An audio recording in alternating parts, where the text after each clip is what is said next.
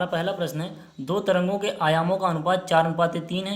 यदि दोनों तरंगें व्यतिकरण करें तो महत्तम तथा न्यूनतम तीव्रताओं का अनुपात ज्ञात कीजिए। तो जो दो तरंगों का हमें आयाम मिला है वो कितना है, उनका अनुपात है 4:3। तो मान लेते हैं पहली तरंग का आयाम बराबर a1 है और दूसरी तरंग का आयाम बराबर a2 है। और क्योंकि हमें तीव्रता निकालनी है, अधिकतम और मिनिमम तीव्रता या न्यूनतम तीव्रता निकालनी है, इसलिए हम यहीं पे एक और चीज़ मान लेते हैं। क्या? पहली तरंग की तीव्रता बराबर I1 और दूसरी तरंग की तीव्रता बराबर I2 मान लेते हैं। अब हमें क्या दिया गया है, a1/a2 बराबर 4/3। मतलब पहली और दूसरी तरंग के आयाम का जो अनुपात है वो 4:3 है। अब हमें पता है कि जो तीव्रता होती है किसी तरंग की वो उसके आयाम के वर्ग के समानुपाती होती है। तो अब हम अगर दोनों तरफ वर्गमूल ले लेंगे तो ये हो जाएगा वर्गमूल I समानुपाती a। तो अगर हम इसे पहली और दूसरी तरंग के लिए लिखेंगे तो पहली तरंग के लिए क्या हो जाएगा, पहली तरंग के लिए हम इसको क्या लिखेंगे, वर्गमूल I1 समानुपाती a। और दूसरी तरंग के लिए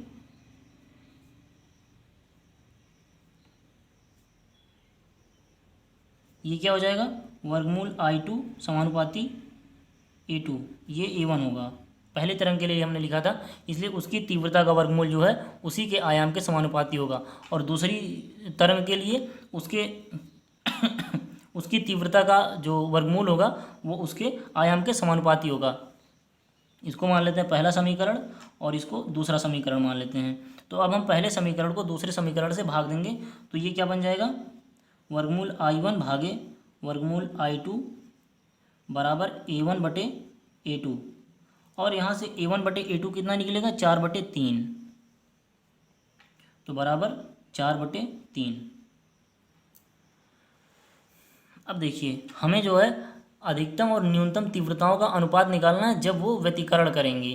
तो व्यतिकरण करती हैं तो उनका अधिकतम जो तीव्रता होती है वो क्या होती है, Imax होती है, जिसका मान होता है वर्गमूल I1 प्लस वर्गमूल I2 का वर्ग।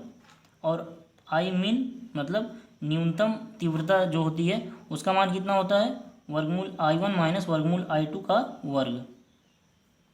अब हमें इनका अनुपात करना है तो हम Imax भागे Imin कर देंगे।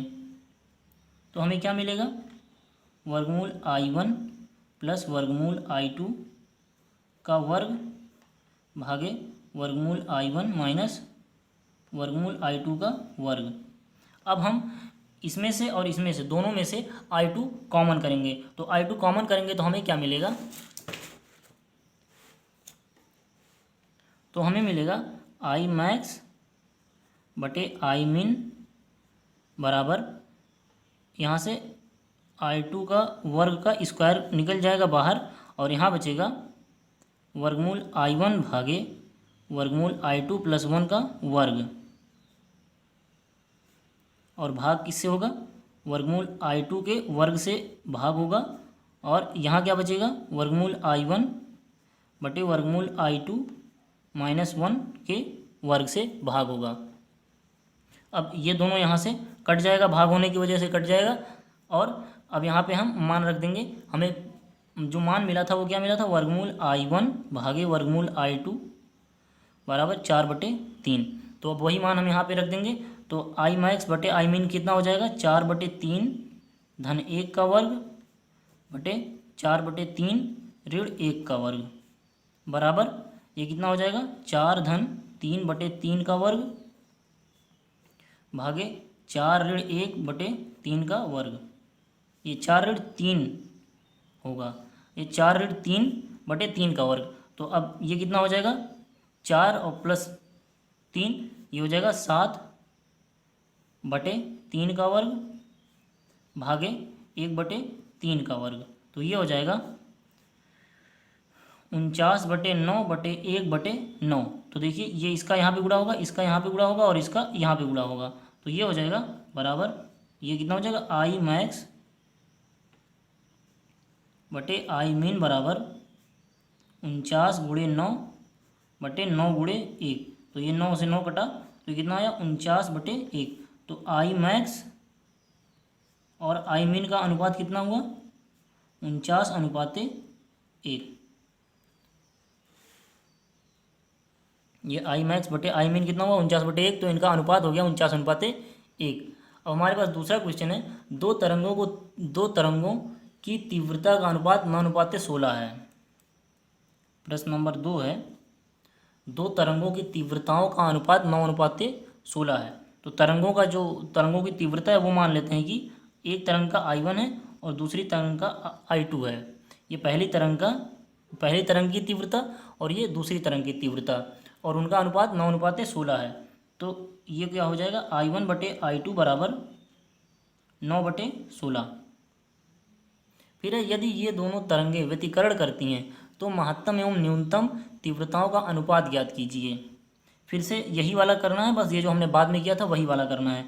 तो हमें आई मैक्स क्या पता है, मतलब व्यतिकरण करने पर जो अधिकतम तीव्रता होगी वो क्या होगी आई मैक्स होगी, जो कि होगी वर्गमूल I1 प्लस वर्गमूल I2 का वर्ग, और आई मीन क्या होगा न्यूनतम तीव्रता वर्गमूल I1 माइनस वर्गमूल I2 का वर्ग।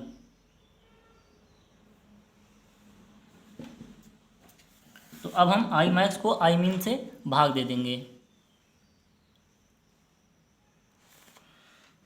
तो ये हो जाएगा आई मैक्स भागे आई मीन बराबर √/I1 प्लस √I2 का वर्ग बटे √I1 माइनस √I2 का वर्ग। अब हम यहाँ से वर्गमूल I2 कॉमन कर लेंगे, मतलब बाहर निकाल लेंगे। तो ये क्या हो जाएगा वर्गमूल I2 का वर्ग निकलेगा, और यहाँ पे बचेगा वर्गमूल I1 भागे वर्गमूल I2 प्लस 1 का वर्ग, और यहाँ से भी निकाल लेंगे तो ये बचेगा वर्गमूल I2 का वर्ग, और यहाँ बचेगा वर्गमूल I1 बटे वर्गमूल I2 माइनस 1 का वर्ग। तो ये फिर से कट गया, और यहाँ से वर्गमूल I1 बटे वर्गमूल I2, और हमें I1 बटे I2 कितना है 9/16।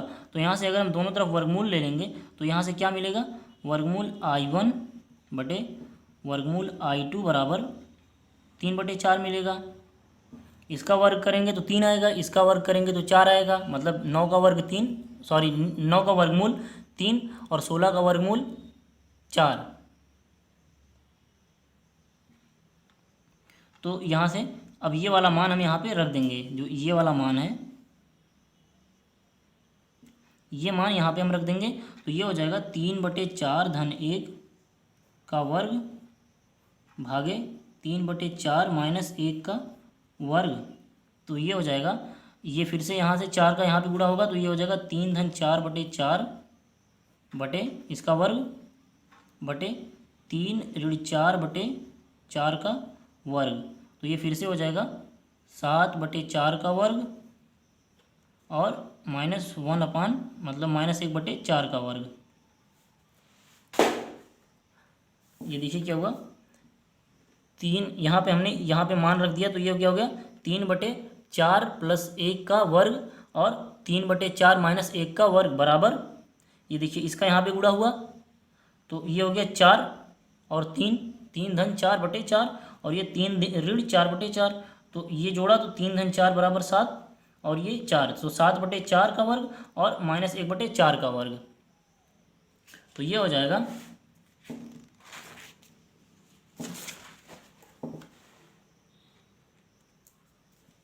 आई मैक्स बटे आई मीन बराबर हो जाएगा 49/16 और भागे 1/16। तो 16 से 16 कट गया तो ये आ गया 49/1। तो इनका अनुपात कितना आया आई मैक्स अनुपाते आई मीन बराबर कितना आया 49:1।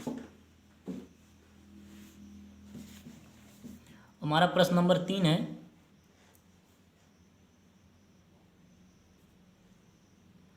प्रकाश के व्यतिकरण के प्रयोग में प्रयुक्त प्रकाश की तरंगदैर्घ्य 5000 एंगस्ट्रॉम है।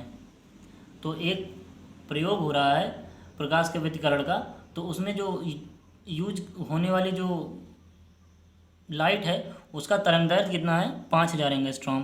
तो लैम्डा बराबर 5000 एंगस्ट्रॉम तथा दो स्लिटों के बीच की दूरी 5 mm है। मतलब हमारा स्मॉल डी कितना है, 5 mm है। यदि पर्दे से स्लिटों की दूरी 2 मीटर है, पर्दे से स्लिट की दूरी कितनी है, 2 मीटर, मतलब डी बराबर 2 मीटर। तो ज्ञात कीजिए फ्रिंजों की चौड़ाई। पहला क्या है, फ्रिंजों की चौड़ाई ज्ञात करना है, और दूसरा क्या है, केंद्रीय फ्रिंज से 5वीं दीप्त फ्रिंज की दूरी। तो हम पहले पहला सॉल्व करेंगे। तो उसके लिए हम इन सबको जो लैम्डा है और डी है इसको मीटर में बदल लेंगे। तो इसको मीटर में बदलेंगे तो ये क्या हो जाएगा, लैम्डा 1 एंगस्ट्रॉम में कितने मीटर होते हैं, 1 एंगस्ट्रॉम में होता है 1 × 10⁻⁻10 मीटर। पहले हम बदल लेते हैं तब क्वेश्चन को शुरू करते हैं। तो लैम्डा बराबर कितना हो जाएगा, 5000 × 10⁻⁻10 मीटर। क्यों होता है, क्योंकि 1 एंगस्ट्रॉम बराबर होता है 1 × 10⁻⁻10 मीटर। तो ये कितना हो गया, लैम्डा बराबर 5 × 10⁻, ये -10 है और ये 3 है, 3 जीरो है, तो यहाँ पे हो जाएगा -7 मीटर। और डी बराबर कितना है, 5 mm। तो इसको हम मीटर में बदलने के लिए क्या करेंगे, ये हो जाएगा 5 × 10⁻³ मीटर। क्यों, क्योंकि 1 मिलीमीटर में 10⁻³ मीटर होता है। तो डी बराबर कितना हो गया, 5 × 10⁻³ मीटर। अब देखिए, क्योंकि फ्रिंजों की चौड़ाई का फार्मूला जो होता है, मान लीजिए डब्लू फ्रिंज की चौड़ाई है, तो इसका फार्मूला क्या होता है, लैम्डा डी अपान स्मॉल डी, मतलब वेवलेंथ यानी तरंगदैर्घ्य गुणे पर्दे और स्लिटों के बीच की दूरी और गुणे स्लिटों की चौड़ाई, स्लिटों के बीच की दूरी। ये क्या है, तरंगदैर्घ्य है, ये स्लिट और पर्दे के बीच की दूरी है, लैम्डा है। लैम्डा बराबर तरंगदैर्घ्य, लैम्डा तरंगदैर्घ्य है, और डी क्या है, स्लिटों और पर्दे के बीच की दूरी।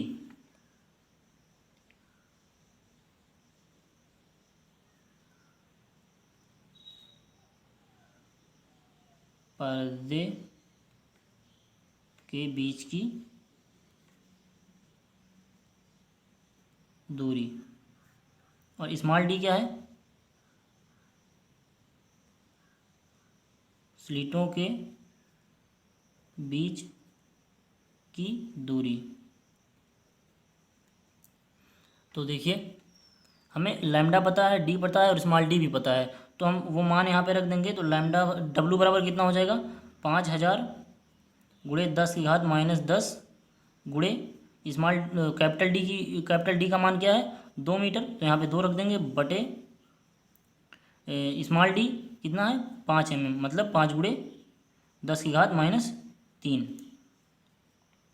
तो ये क्या हो जाएगा, डब्लू बराबर, ये देखिए 5000 को 5 से काटेंगे तो बचेगा 1000, और ये 10⁻³ को ऊपर ले जाएंगे तो ये हो जाएगा 10⁻−10 × 10⁻³ × 2। तो ये हो जाएगा, यहाँ पे इसको हम क्या लिख सकते हैं, 10⁻3। तो W बराबर 10⁻3 × 10⁻3 × 10⁻−10 × 2। तो ये हो जाएगा 10⁻⁻4। ये देखिए 3 3 6 और -10, ये हो गया -4 × 2, ये क्या हो गया, मीटर। तो इसको हम मिलीमीटर में बदल लेंगे तो ये क्या हो जाएगा, 2 × 10⁻⁻4 × 10⁻³ मिलीमीटर। ये कितना हो जाएगा, 0.2 मिलीमीटर। ये क्या हो गया, फ्रिंजों की चौड़ाई हो गई। ये पहला क्वेश्चन था जो कि यहाँ से शुरू हुआ था, ये पहला क्वेश्चन हो गया। और दूसरा वाला क्या है, केंद्रीय फ्रिंज से 5वीं दीप्त फ्रिंज की दूरी बतानी है। तो इस बार हम मान लेते हैं कि जो वो दूरी है वो x है। कौन सी दूरी, केंद्रीय फ्रिंज से 5वीं दीप्त फ्रिंज की दूरी, केंद्रीय फ्रिंज से 5वीं दीप्त फ्रिंज की दूरी क्या है, x मान लेते हैं। तो इसके लिए फार्मूला क्या होता है, x बराबर n इंटू डब्लू, यही जो डब्लू हमने अभी निकाला है। तो n इंटू डब्लू, और n क्या है, n जो है जो दीप्त फ्रिंज है उसका नंबर है। तो x बराबर कितना हो जाएगा, 5 गुणे डब्लू का मान कितना है 0.2 mm। तो x बराबर कितना हो गया 1 mm।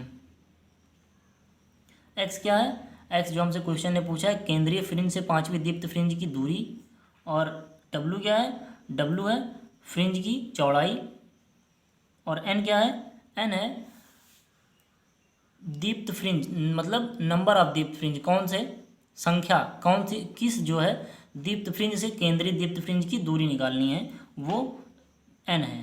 तो n बराबर 5 था और w बराबर 0.2 mm हमने निकाला था। ये इसका उत्तर है, आंसर है।